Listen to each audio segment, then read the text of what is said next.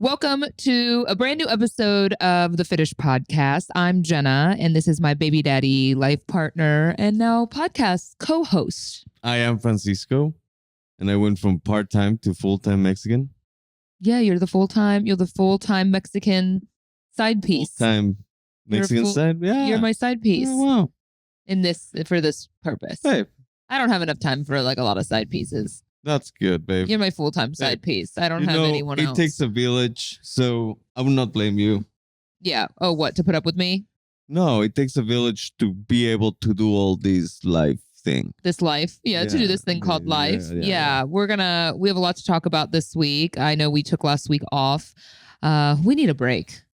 We're going to have a little vacation. We have some questions coming up in the show. People are asking us what we're doing this summer. I guess when you have kids, it's like you're lucky to get one vacation a year. That's kind of where we're at, I think. So we'll see how that goes. I'm probably going to need some tips on packing, but I was late to meet the talent being you, Francisco, because I've been up front trying to like pack all the stuff I decided to put on Poshmark. I decided I wanted to donate some money to, women's reproductive rights. And you can come at me for that later. Most of you have been pretty supportive. But I felt the need to do something. I'm not like a huge activist for issues in general, but I just felt the need to do something. And so I thought, well, I have a lot of things that I'm not using and I have a lot of stuff to take to the women's shelter anyway. But I thought I'd sell some of my nice things. And I just don't know how I feel about Poshmark. I don't like it. I don't think I like it. And I just don't have to hear about it a lot. Why? Because you complain about it a lot. But this was literally one of the topics you wanted to talk about on the show today. I know. And now you're turning it in my face. Yeah. It's not that I wanted to use Poshmark. It's that I ask a lot of y'all, you being women that are supportive, what platform I should use to sell clothes on. And that was kind of the resounding, It's popular opinion. And so the issue is, they take 20% of everything that you sell. So and the other issue is it's just like a lot of time spent doing it. I mean, I spent my entire Sunday taking photos of these items and then putting them online. And then you get people, unlike yourself, listening right now that don't know that I'm doing this to donate all the money. And, you get all these questions. Like I'll put something up. For instance, let me just throw this out. One of the nicest items I put up was this Retrofit, which is this really fancy brand, red leather dress. I wore it to a wedding you and I went to in Vegas, if you remember. This dress was like $700, $800. I wore it one time. It's in pristine condition and a ridiculous. I mean, I don't buy clothes that are that expensive very frequently, but I haven't worn it again. So I'm like, let's sell it. So the recommended price to put it up for was $400. So I'm like, okay, so that's only half of what I paid for it. And I've like worn it one time. So I put it up for $400. Within 20 minutes, I get a comment from a woman that's like, would you take 70? No, I wouldn't take 70. It was $800. What are you talking about? All this money's going to charity. And then it's like, can you please send me more photos up close? I want to make sure that there's no damage. And I'm like, I can't even fucking do this. Like, I can't even deal with it. It's like, just buy it. No, I'm going to be like the mean Poshmark seller. Like, no. I said, I can't even deal with that. What do you mean? Like, it's just too much. Like, these people. I just think that the older you get, sometimes it's like a time over money. And it's not that I just want to give everything away for free, but kind of. I'm just trying to do something nice. Like I'm trying to actually like make as much money as possible so then I can donate the money. But now here I'm up here at the office, packing boxes, printing off labels, trying to figure out what goes to who, worried that something might have been needing to be dry cleaned. So I'm sorry, if you buy something from me and you get it and you're like, it smells like Jenna's perfume, I don't really know. I probably should have thought this through better and like re-dry cleaned everything and then shipped it to them like in a plastic dry cleaning bag. I don't know. Like, what do people expect? Are you selling panties? No, I'm not selling panties, but even if you wear something once, like there might be makeup on it or something, a little bit. And it's just like my fear that someone's going to get something and be like, it smells like BO. Like that dress that where we had wild sex and it's all like juicied up. That's disgusting and that's never happened. So that's disgusting. I would hope I'd be naked, first of all. Oh, babe, sometimes the rush, Anyway, I think I'm done with Poshmark. So, I sold like 14, 15 items, which is great. That's amazing. For like pennies. And that's it. Not amazing. It's going to take me the whole day to get it out. They give you 2 days to get rid of it. I don't know why I'm venting to y'all about Poshmark. It's just that it's always like you want to do something nice and then it's like women get it. Well, first of all, you told me to sell the clothes. I did just put it on eBay in auction. Just let them go for whatever they want to go. People, if they ask, you just ignore them. But this is coming from the person that I asked you a month ago to sell a bassinet and it's still sitting in the bedroom. I am trying to make effort to get But I don't complain. It's sitting in the bedroom. People ask questions I don't have the answers to. They have pictures. I have a very specific description. Follow the description. Why wouldn't I just put it out on the curb? Because it's just, okay. It's going to be gone by the end of the week. We will update y'all on that going forward. We'll see how it goes. Hey, I'm fine with you. Don't do it. You know, that's how I feel. Like, just don't do it. But you say you'll do it, and then you don't do it. So it's like, I'm just doing it. Just go, Jenna, not going to do it. Babe, I'm not going to do it. I'm do just what you want. Like, I have a lot of people saying, can I get it for $70? And I just don't burden you about it. Why wouldn't you sell it for $70? Because it doesn't worth $70. It doesn't. Like, my baby has already been there. So it was normally $300. Now that Remy has been sitting there, it is $1,000. It was too. Oh my God. If no one sees the value of that, I'm not gonna give it to them. I'm sorry, y'all. I just need to like take a deep breath. I have a lot of anxiety. I tried to connect with Fran last night because I've been feeling. Can I just say that? I've been feeling lately. Like I've been feeling things. And it's hard to put into words. And I said to Fran, it was like, I think I need to be better about taking my, vitamins in general. I think I need to be better about exercising. I need to be better about a lot of things, but I'm really struggling emotionally. And I haven't wanted to say this aloud because I just don't think I can find the correct words for it. So it kind of drives me crazy because, when you like can't pinpoint your emotions. So you kind of just are going through figuring out, why do I feel this way? Or why do I feel kind of frustrated? And I think what's going on is I feel a lot of things, but I feel right now being at work, doing the podcast, working, I love that I'm able to work, but I feel so much like, I don't know, like I really, really miss Remy, but then when I'm home and and I'm fortunate that some days I can be home working, but I'm home, but then I get caught up with Remy and I don't get any work done. And then I feel like my business is suffering, or I feel sad at night because you and I like haven't slept in the same bed together but once in the last 6 weeks. And, we don't have any time together, like selfishly. And so I miss that, but then I feel bad for missing it because we have a child. And so I'm just like filled with all these conflicting emotions that I feel like I'm not happy on either. I'm not happy, but I'm not happy on either side of the coin. Like I don't feel completely content and balanced and amazing. And I don't know if that makes sense, but I say stuff to Fran and then I'm hesitant to share my emotions with Fran because I, will say to him some of these things and he'll say, well, it's kind of what we signed up for. And I'm like, yeah, I know it is. And I'm not saying I'm not happy. I'm just struggling sometimes. And then he goes, are you dealing with postpartum depression? I'm like, no, I'm not depressed. I'm just checking all the boxes. I don't think I'm depressed. I think I'm just struggling. I think it's just a lot. I feel overwhelmed on a day to day. It is a lot. And I think it's so overwhelming to go from like do whatever you want to having to be responsible for a life. Yeah, it's like I carry around this constant sense of anxiety that I never used to have, and I know Fran didn't used to have. I mean, Fran's the type to be like, hey, I'm going to like fly to St. Louis at 6 a.m. tomorrow and get a motorcycle and drive home, which was an issue then and remains an issue. But, it's that sense of freedom and lack of responsibility that we just like, you don't have anymore overnight. Nothing can really prepare you for that. Like, I don't ever feel relaxed. Like I'll lay in bed awake at night, like it's hard for me to just relax because I'm constantly worried. Or I see I see all these sad TikToks that's about kids like dying. And I don't understand why this is in my algorithm. I will just start a new account and stop liking fucking dying kids. I don't like any of those because I don't like it. I don't like seeing it. Well, don't do that. I don't tap it. I don't like it. Why is it in my algorithm? Why do they think, oh, this woman, she's a mother. I'm going to show her about like the organ donation walk in the hospital from this child. And I'm like, that I get super cute videos of babies. I get that a guy that, hey, yo, cheetah, what's up? And I get bikini. You get girls with front thongs. Yeah.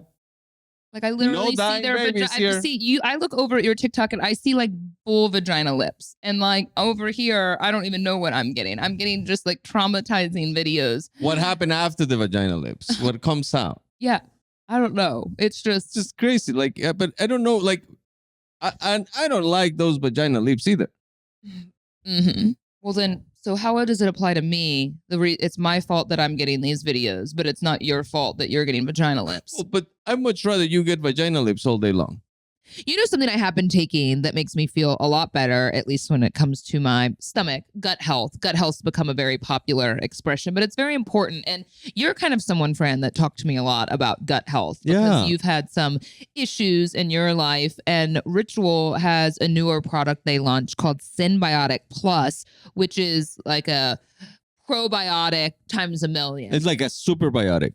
I like that. A superbiotic. Yeah. So it's actually a 3-in-1 prebiotic, probiotic, and a postbiotic to support a balanced gut microbiome. And just like the other Ritual supplements I've told you all about, I love the way they package these and I love the way they taste, because taking supplements is always such a grind when they don't taste good, you know? And you know what I'm talking about when you taste vitamins and then, or you taste them forever after taking or them. they melt in your mouth and like for the prenatal that I love, it has a lemony aftertaste, and this Synbiotic Plus actually is a minty capsule. So you're gonna have fresh breath after you take it. But this kind of capsule is actually designed to help reach the colon, not the stomach, which I didn't know this is an ideal place for probiotics to survive and grow. Yeah, because they die on your stomach. Yeah, really interesting, right? But Synbiotic and Ritual are here to celebrate, not hide your insides. No more shame in your gut game. That's a nice phrase, isn't it? Ritual's offering all of our Fitish listeners 10% off for your first 3 months. Visit ritual.com/Fitish. That's ritual.com/Fitish to start Ritual. Or if you're already a customer and subscriber, you can add Synbiotic Plus to your subscription today. So yeah, I have no excuse Highly recommend that for slacking. So I got to get back on that. I think I'll feel better. Yeah, you will feel better. The things that even a slight deficiency on one vitamin or mineral will make you feel like shit. I don't feel depressed. I feel tired. And and I go through weeks where I think last week was really busy. We did that big skin week promotion. We had a lot of different pop-ups. I worked out a bunch, which has not been what I've done in the last year. And my eating, y'all know my eating is always kind of not great. I don't know. I was talking to some women. It was so fun having the pop-up up at the office. They've been going really great for us as a business. So we're going to do more of those. And I appreciate all of y'all coming out and, people sharing really great stories with me about their own personal journeys. But a lot of women have said to me, like, you got to cut yourself some slack because they didn't feel better after having a baby until like I should say not feel better. I feel better, but feeling like themselves again until about 9 to 12 months after having a baby, in terms of like their body getting a little bit back to normal and just I thought you were about to say 9 to 12 months after they left for college. The kids? Oh, yeah, maybe. No, I think I took a pregnancy test. I told you? Yes. I forgot to tell you. It was just sitting out. I asked you to take one, and then I was like, I already did. I did. It was negative. Well, if it had been positive and I took one, I feel that there was nothing that was a surprise. Well, other than the fact that it was a boy, about the last round, because like, we were so in it together. So if I were to get pregnant accidentally, naturally now, it would be a great opportunity to surprise you. Yeah. It would not be the most pleasant surprise for us right now. I would not be thrilled. Oh, it will always be pleasant. For you, not for me. I would not be happy to be pregnant right now. Yeah, well, look at me. Remember the joy that you had when you were pregnant. I fucking hated it. What are you talking about? Have you already blacked out? I hated being pregnant. The joy I had when I was pregnant. Yeah, you were like waiter handing food. Yeah, I do miss the full service action, but I'm not going to get that with the second kid, right? Because all of Fran's attention's on Remy. Before, I used to get like foot massages and like McDonald's and Sonic delivery. You got McDonald's yesterday. That's true. You brought me nuggets with no sauce. Yeah. And then I went to get the fucking sauce. So clearly my eating's been on track, which is really exciting. But No, Fran and I have had, I don't know if we've talked to y'all about this, but we have had, this a little bit of a dilemma. Like, let's just say it. Like, we kind of think the helmet situation with kids is a sham. We think it's a whole racket to make a lot of money, unless your kid has a super deformed head. We're just not on board. Fran is even less on board than I am. Like, obviously, cosmetically, you want your child to have a nicely shaped head. You don't want their eyes to be lopsided. But we've been working with a physical therapist, which is great, which was recommended by the doctor because little torticollis, he had some neck tightness, causing him to only look to the right and sleep to the right. So his right side of his head's a little flatter than the left. Well, over time, it's worked itself out a bit. It's very, very minor now. And the doctor even said this is very minor. It usually works itself out on its own. But Fran's very opposed to the helmet. And I mean, so am I. I mean, I don't think any parent's like, yes, please, I want to spend a couple $1,000s and put my kid in a helmet for 4 months, 23 hours a day, because that sucks. However, of course, we're going to do anything we need to do if his head is deformed. Yeah. However,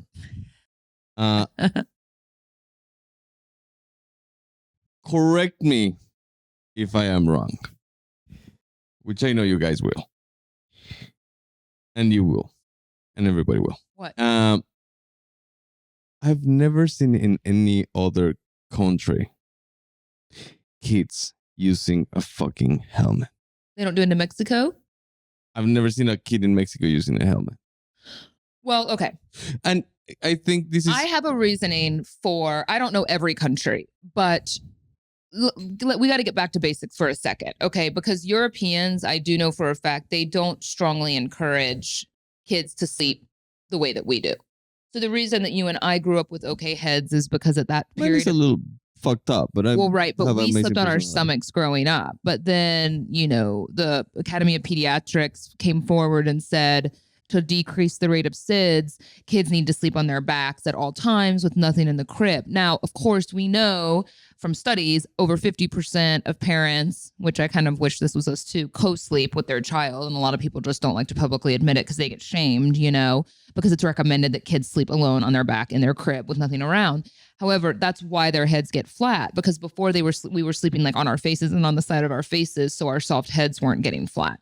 Now, I know in Europe, just from personal stories from night nurses and stuff, European families that have even moved over here, that child will like sleep on their stomach in bed with them. So I don't see the occurrence of that as much. And it might have something to do with, the way those kids are sleeping. I'm just throwing that out there. I think so. That's a theory, and that's a really good one. My theory is that they worried about the personality of the kid. If he comes out with a fucked up head, but with an amazing personality, he's going to do just fine. Yeah, but you're missing the fact that you're looking at Remy's very mild flat head on one side. You're not thinking about the fact that he didn't come out of my vagina.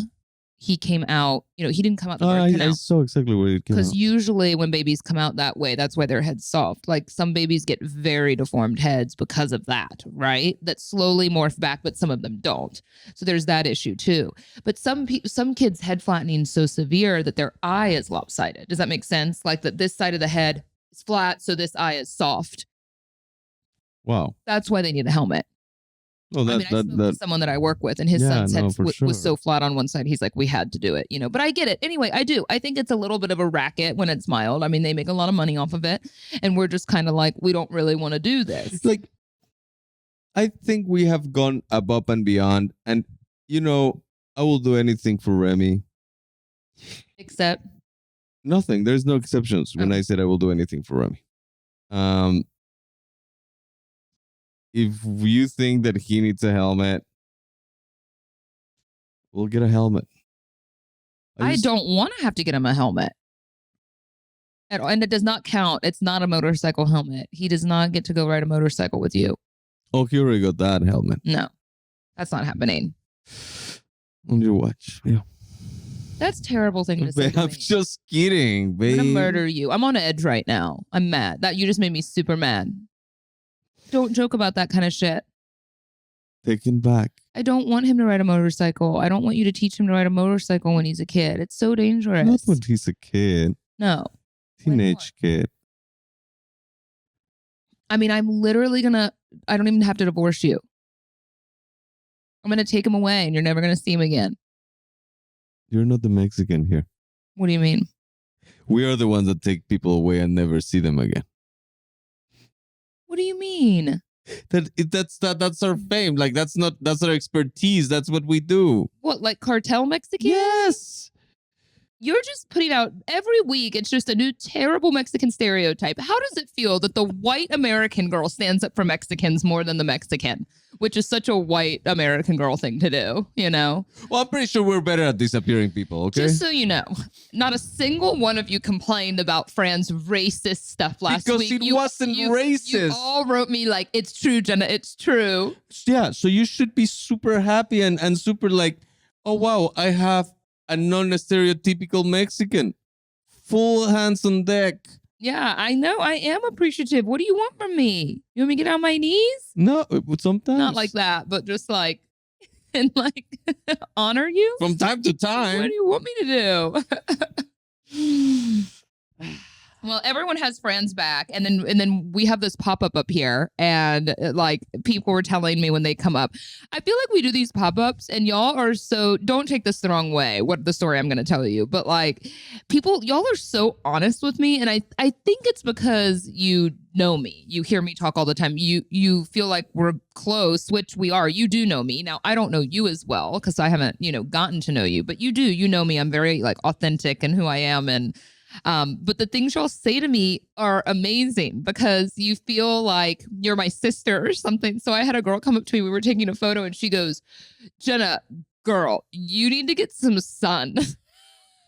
Because I'm like really pale, and I'm already real paranoid about how pale I am anyway. And I am so pale. I'm so pale because I just like don't go outside at all these days. And I take care of my skin, but they're all like Latina girls, and they're, of course, some are like tanner than others. And she's like, girl, you are so pale. And I'm like, maybe that's what you need. Sun, vitamin D. You need the D. I do some major vitamin D. I do, for sure. Yeah. I don't need your D. No, I know. I haven't been doing my chores, so I haven't been doing my foreplay all that great. Well, I like, dude.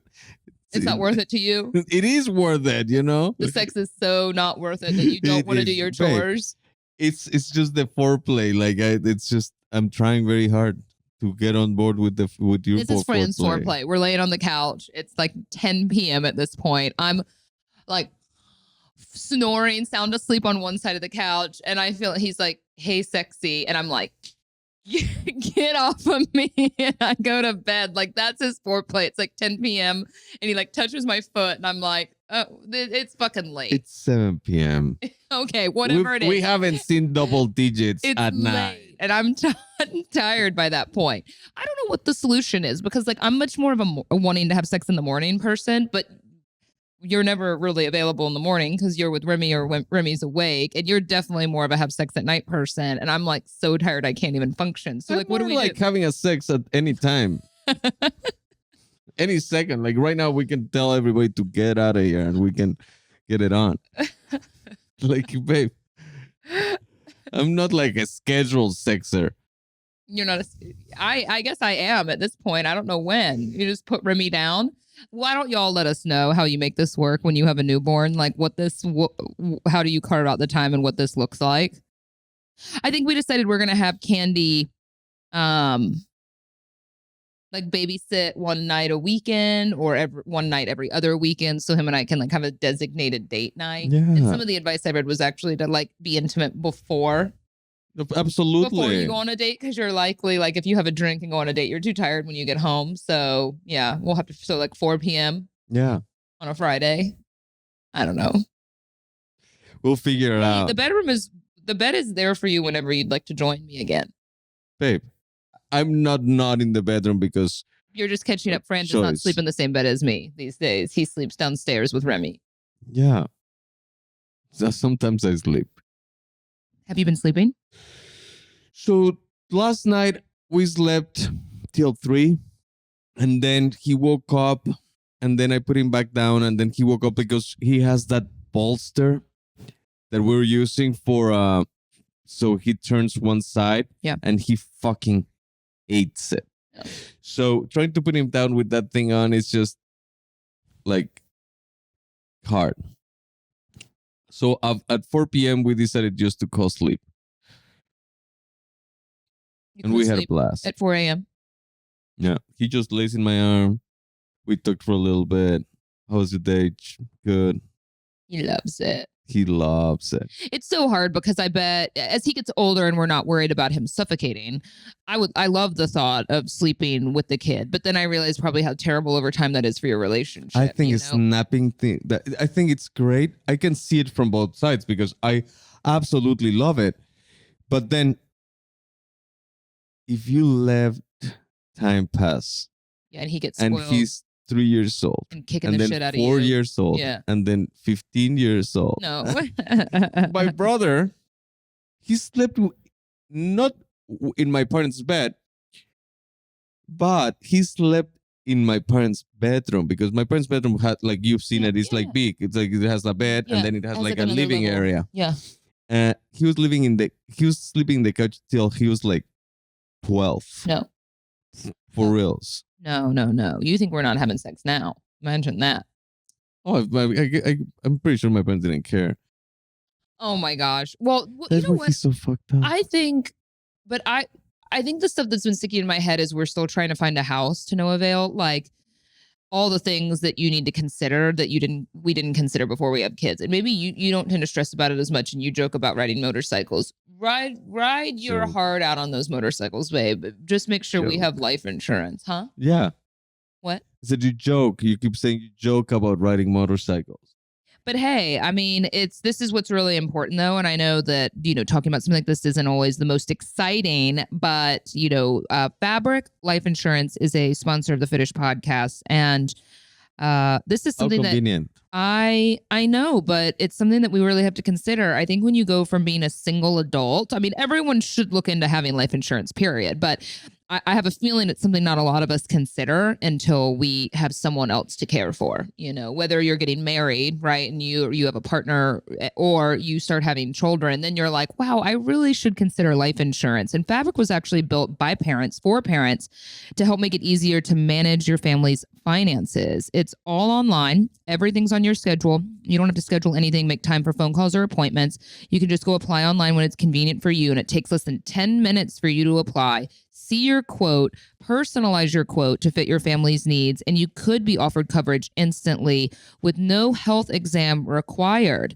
And Fabric has great savings over other providers and 1,600 5-star reviews on Trustpilot. Anyway, Fabric has a 30-day money-back guarantee. You can cancel at any time. Protect your family's financial future with Fabric. Apply today in just 10 minutes at meetfabric.com/Fitish. That's MEET fabric.com/Fitish. Fabric Insurance Agency policies issued by Vantis Life, not available in New York and Montana. Prices subject to underwriting and health questions. I need to get on that. Yeah, you do. You do. It's easy. I've already actually been online. I'm interested to see how much your policy is. And they're going to ask you if you ride motorcycles for sure. I think that's going to ding you. But we're healthy. I mean, I don't smoke anymore. I've thought about it. It's funny. I've been dreaming about it. You've been dreaming about cigarettes or pot? I smoked, not pot. All my pot, I don't crave it as much anymore now that we have a child. But smoking cigarettes, I smoked for 10 years nonstop. And then that was before I met Fran, because I smoked occasionally when Fran and I met. I had already quit smoking, but I would smoke occasionally when we'd be on vacation or out. And he was that annoying person that would be like, ugh. I'm like, you're drinking booze, you're whatever, and you used to smoke too. So but I think you create an aversion when you quit. It's true, because after I quit, for the most part, I was pretty grossed out. I don't know how. I would still do one occasionally and be grossed out. Someone that smokes, it's just it's that taste, Yeah. And but you've been thinking about it. I thought about it the other day. I was up at the office and I'm like, I turned to my team and I was like, don't judge me. They don't judge. I created a judgment-free zone here. I was like, I want a cig. You should say, don't judge me while I'm here. While I'm here. I have a real thing with just judgmental women in general. I just don't fucking like it. So I try to be careful not to judge others. I just don't like women that are judgy, Anyway, Yeah, I was like, because I like to be able to be honest with people. Like most people would like smoke and hide it and not want to talk about it because it's shameful. It's unhealthy. You're not supposed to promote that sort of thing. But like, I was craving one the other day, but I was like, I'm just not going to go down this road now that I have a kid because the last thing I want is like to be around that. And I grew up, my parents smoked, and my mom said she felt awful because I had such bad allergies to it. And it made her quit. They quit when I was about 10 years old. My mom quit, never smoked again. She just had this like addiction to Nicorette gum for most of her life. My dad, I think he finally quit, but he's been vaping, which I don't know what he's going to do now. Those jewels are outlawed. No, but there's other type of vaping things. But yeah, it's I just, haven't done it. I actually haven't had one, but I thought about it. Why? I wonder I don't why. I wonder know. what that means. And you've been dreaming about it? Weird. Like dreaming, like smoking. It's like, oh, I wonder why. That's I think I need to call a dream expert. I'm retired. I haven't been dreaming much lately, or when I do, it's like horrifying. It's like very scary dreams, also known as nightmares, I guess, and I just don't like it. I only have had one really scary dream, and besides that, all's been good. We're going to get into some questions here in just a little bit to close out the show, but I've been having Fran submit talking points to me for the podcast because I wanted his effort in, preparing things he wanted to talk about. So he wrote me just a few things. I'm going to actually read his list so y'all see, and we can decide what we talk about next. Two of them we've already talked about, but Jenna selling Poshmark, who is this costing more? Remy and his head situation. When is appropriate to have first dad-son trip? And then and my overprotectiveness. Let's talk about your overprotectiveness. I like the other one. The other one doesn't have as much potential for me to like be upset about as your overprotectiveness. No, because I think it's gonna be soon. Why? I don't know. Like I want to maybe take him somewhere, like just son and dad. See, this is what I don't understand about you. You see, you were about to get upset. Just as the protectiveness. No, I'm not. I think it's the double standard that I don't like. I actually don't mind if you want to take Remy somewhere. I'm way less overprotective than you are. I mean, I have to make effort to not be, but you kind of drive me crazy with like how like you get. You see this circle backs into the overprotective. When I do stuff. No, but what I don't understand is like I say to Fran on Sunday, I'm about to give Remy a bath. And I go, hey, I was thinking, my mom helps me on Mondays and I work from home. And so with Remy. And so I said to Fran, I've really been wanting to take Remy to the aquarium. And I was like, hey, I think I'm going to take Remy to the aquarium tomorrow. And he, without even letting me finish, goes, no. And I'm like, why? And he was like, because I can't go. And I'm like, okay, well then, do you want to go another day that you can go? Like, I wasn't just like, I'm done, I'm taking him, and I get it. You want to be a part of like every first. And I think I realized I may miss the first time he rolls over or talks or crawls, and he'll do it again. We can go to the fucking aquarium again. We can do it again. He doesn't even really know what's going on. I think he just might like it. Like, he's been watching Nemo. It was a reaction. It was a reaction. You're pitching a whole out-of-town father-son trip, but I can't even go to the fucking aquarium for an hour? So I am admitting and apologizing publicly that it was a reaction. Like, yes, you want to take him at... Like, I thought he was about to have big reactions. Like, he was about to see his first shark. Real shark. No, the... He loves that stuff shark you got him. He loves that little, like... And he was about to make these faces, and I was about to miss them all of them. Yeah, maybe. But he'll do it again. Yeah, so I apologize about that. Where do you want to take him out of town? So we already rule out Vegas. No, I just want to like take him maybe randomly to Mexico. Like take him to like Mexico City or something. We're going in 3 weeks. I know. But you want to take him before? After our first. I would never want to have our first trip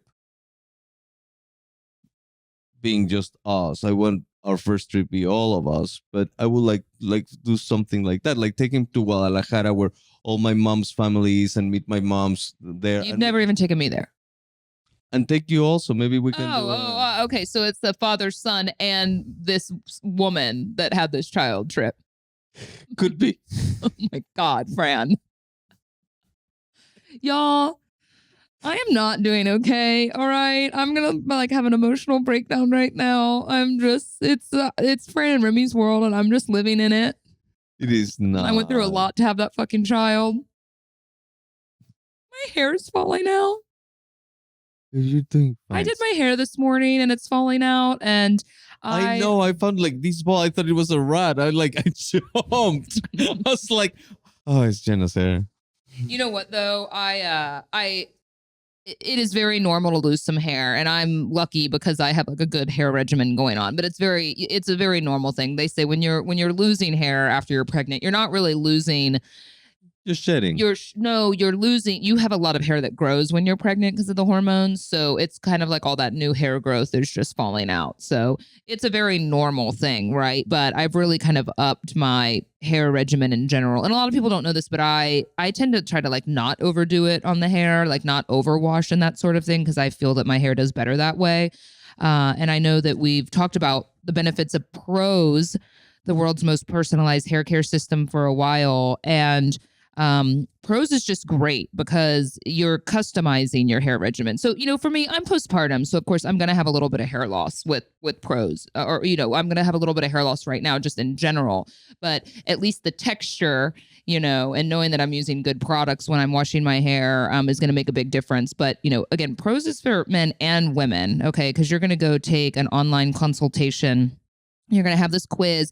They're going to ask you a lot of things that are really interesting, like your zip code, your eating habits. I think a lot of things that you don't realize are contributing to your hair issues. If you're having, thinning or breakage, and environment and diet obviously play a big part in this. And so they're going to analyze 85 personal factors. Prose will determine a unique blend of ingredients to treat your concerns. And again, if you're not 100% positive Prose is the best hair care you've had, they'll take the products back. No questions asked. Prose is the healthy hair regimen with your name all over it. Take that free in-depth hair consultation and get 15% off your first order today when you go to prose.com/Fitish. That's prose.com/Fitish. Should I try that? I absolutely think you need to try it. Am I like thinning out? Am I getting like that bald? I'm not going to go there. You're not getting the dad bald. I think sometimes you don't do yourself favors if you put too much hair product in your hair, because then it pieces and you can see your scalp. But sometimes when you don't have enough product in there, your hair's all floofy, and I think that looks good. You know what I'm saying? Yeah. Like it looks good when you have it kind of full. I'll measure. But you're pretty low maintenance, so I just don't know, certain products for you. I don't know if you'd use them. I mean, if you had that eyebrow growth where your hair is. I know, right? Yeah, like full Well, unibrow. I hope Remy has eyebrows like that. I'm going to have eyebrow implants into my hair. Are you cool jumping into some questions? Cool. You're cool? I am. Yeah. Someone wants to know if we have any plans for a podcast happy hour meetup or live podcast. Is that something y'all would like? Yes. You would? I think so. Yeah, let's do that. Why don't y'all let us know what a good time, that would be? Would it be like an evening during the week or a weekend? We'd have to figure out what works for y'all. Ellen has a good question. And you've transitioned recently, but Ellen, and so did I, but Ellen wants to know, when do you know it's time to leave a job? I have been with my company for 3 years. There's no room to move up, no matter how much I apply. Benefits are the only thing keeping me there, as well as the steady pay, but I'm feeling defeated and unfulfilled, and it makes me wonder if it's even worth staying for benefits if the job itself isn't rewarding. No. My answer is very straight and direct no. And I know that's really difficult because the reality is money matters. Money and benefits do matter, And so I don't know your situation if you have kids and my advice, what's her name? Ellen, you need to set a plan. Don't jump without setting up a plan. Like, I'm not saying that you have to have another job. I'm not saying, but you have to know what you like and start exploring things and how that looks like. Like you like art stuff. Like, well, go to the DMA, see if they have openings, or see what type of entrepreneurial venture you can start. Be responsible in your transition. I want to say I had a very long plan for leaving the radio show that I don't think I've ever admitted to y'all, but I knew for 2 years that's what I wanted to do. So no one there knew. I knew internally I set a 2-year goal, right? And after 1 year, I realized I was still kind of far off from being able to do what I wanted to do because I hadn't yet launched another business or done enough to get myself in a position to leave. So I laughed and I said, okay, it's still a 2-year plan. You know what I mean? So I still had the 2-year plan. And then once those 2 years were up, that was the time that I was able to do it. So it took me 3 years on my 2-year plan to get myself into a different situation. But I think Fran's absolutely right. You need to have some sort of plan. You need to at least spend a little bit of time figuring out what does fulfill you, because leaving is scary. And I still have moments that it's scary because, for instance, we have a bad month of sales with Fitish, or like even lately, business just hasn't been quite as booming as it was 2 years ago. And it's been okay. But like I take a pay cut, you know what I mean? Like I don't pay myself that month. And I have other things that provide income, this, being one of them, which is really important. But those are the kind of decisions you have to be able to do. You have to, they also, I've read, they recommend that, and I don't know how people get into the situation, but like you have like 6 months of like rent kind of saved up, right? If you are just going to like leave your job and start something new. So it's nice to have a little bit to fall back on, but we have one life, is what I believe, here on earth, and you need to make the most of it. And you will reach a point that, we all make time for the things that we want to do. And if you are unhappy and unfulfilled and there's no room up, it's very scary to leave something that's paying you and giving you good benefits. But yeah, don't procrastinate. Like making a plan is one thing. Procrastinating is really easy because you fall into I hate it, but it's there. So have a timeline, like Jenna said. Put a timeline down and start exploring. Read books like Tim Ferriss, like yeah, Grant Cardone, like books that will help you see above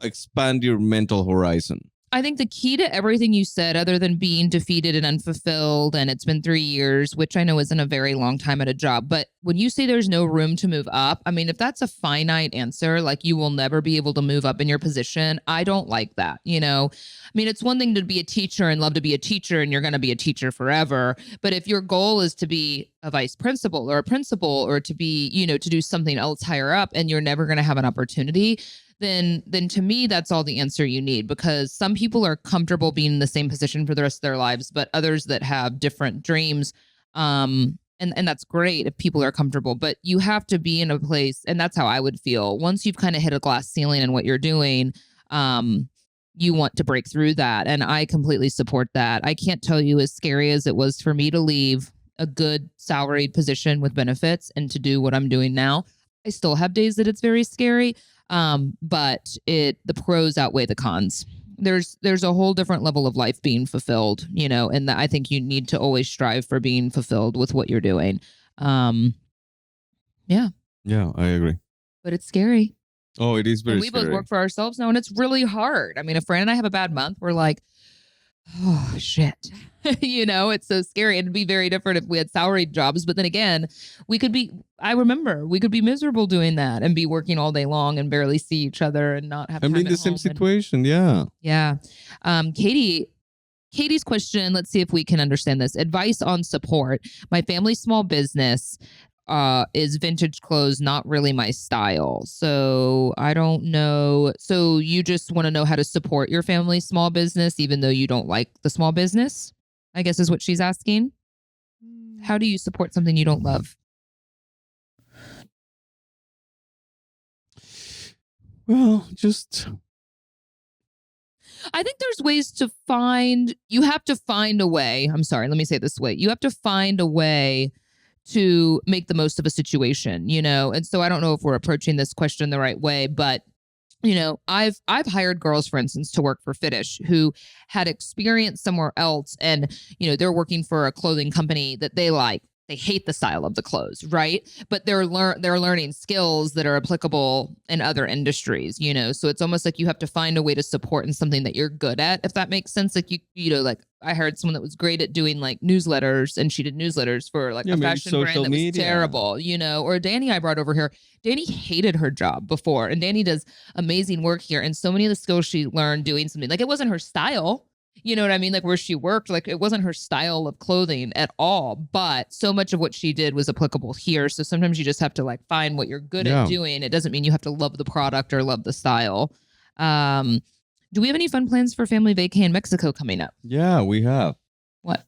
Huge. We're gonna have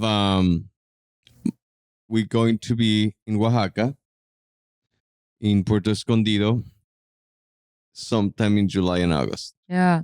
Somewhere I've never been. And we rented a house for his family, and my mom's going as well. It'll be Remy's first trip. I'm really looking forward to it. I feel anxious per usual to go fly because we're going to go to Mexico City first, and it feels like a lot. I would love your packing tips for a trip with a baby because I feel like it's going to be a lot.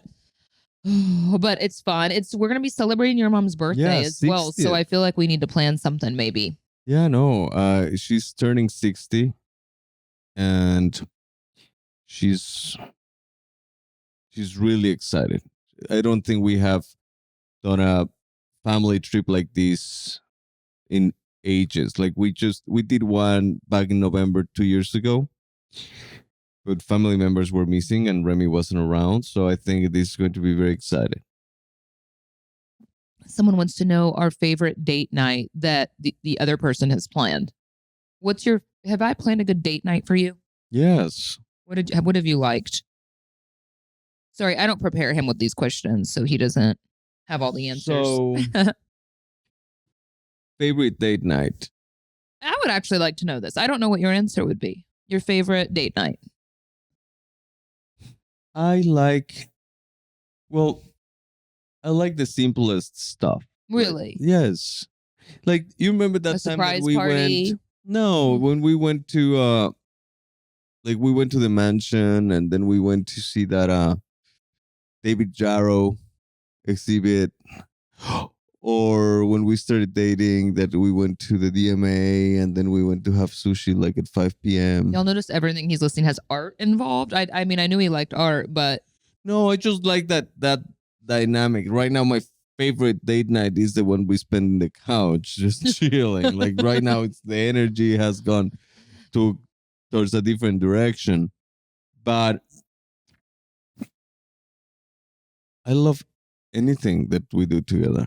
So you like a dinner and then doing something culturally stimulating? Or the other way around. What? Something culturally stimulating and then a dinner. Okay, Fran. Okay. So the same thing I just fucking said. Yes. So a museum. You want to go to the museum? No, you're asking me what was my favorite, like one of my favorite date nights. I'm telling you that I'm not saying that that's what I want to do right now. What I want to do right now, I'm really someone else ask. I'm really curious because I would love to know like what you would love to go do. I don't know sometimes what you like or what you want to do. So that like anything, like right now, I loved our date night. You want to go to the aquarium? Yeah. No, really. Like, I want to go to the aquarium. Do you want to go to the aquarium? Yeah, let's go to the aquarium. It's kind of like art. Yes. It's just trapped animals swimming around. Yeah, it's God's art, nature's art. I loved our date night. We're going to see Maverick, Top Gun. Oh, yeah. I love a movie date night. I would say that's it for me. Yeah. One of Fran and my first date, we went to Sinopolis, which like, I don't know why. I don't love Sinopolis. I think I had a bad experience working with them, but we went to Sinopolis, remember that first week when we started dating, and he picked the movie and we got a bottle of wine at the bar, which was great. And I love going to the movie. I mean, I think a movie's great because like you don't have to interact for a while. They say things like that are a bad date, like a concert or a movie, but I don't think so because I think that it's fun to go watch something and then you talk about it after. But the movie he took me to see was a movie where like the guy had like a ton of kids. Do you remember? No, it was Yeah. like they adopted it a bunch of kids. No, it was like Vince Vaughn and like all his sperm and like he had a bunch of kids, right? What was that? We can't even remember the movie we saw on our first it was date. something like they stumble up. They didn't have any kids, and then they stumble upon all these kids that they were his kids or their kids. Do you see how terrible our memory is right now? Like, this is the worst. Something family. I want to apologize because like this is the worst explanation of anything Fran and I have ever given. And you're right. I don't remember what it was. Family. It was immediate family. Or does our producer have any idea what we're talking about? He is absolutely fucking lost and over us right now. Oh, wait. It'll come. Well, while we wait on it to come, it was kind of sad. I thought it was about to be like a happy movie, like a funny movie. No, and it was sad. Like someone died or something, and all their kids have to go to their house. This is awful, and we need to let everyone go because I'm not in a good mental place, and this is no one's going to listen to this podcast anymore after this. No, listen, we need you.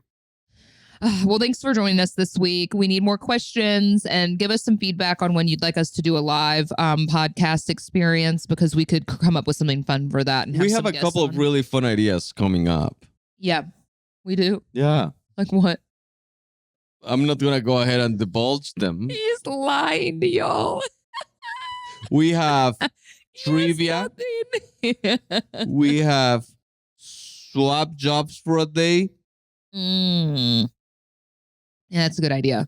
Are we ever going to do it? Yeah, this is the thing. Fran and I have a lot of great ideas. It's just about executing them. So, well, anyway, thanks for joining us this week. I'd love to hear y'all's feedback, especially if you're a little ahead of me in the postpartum life and explain when I'm going to start to feel better. That would be really helpful. Thank you. Again, yeah, we love your feedback and love your support. So thanks very much. And we'll see you next week. See you next week.